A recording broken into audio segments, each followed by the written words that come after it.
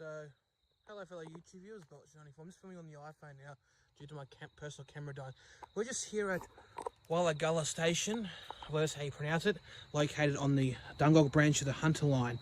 As you can see here, this is the entrance. It's quite a small platform. You got some seating here. And over there, which you cannot see, is the station markers, which is too dark. So that's your signage, services, Opal card reader.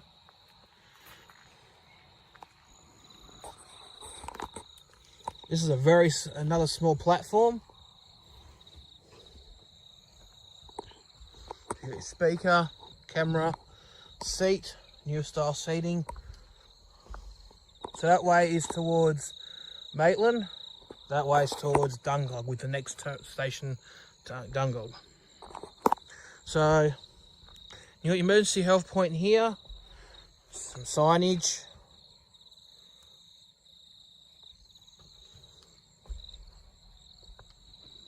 And that's, I believe that's not actually a ticket booth. I believe that's where they store that's for the PA system. So all the equipment and stuff is there for the PA. And the air conditioner's running just to keep it cool. So this is pretty much located on Dungog Road.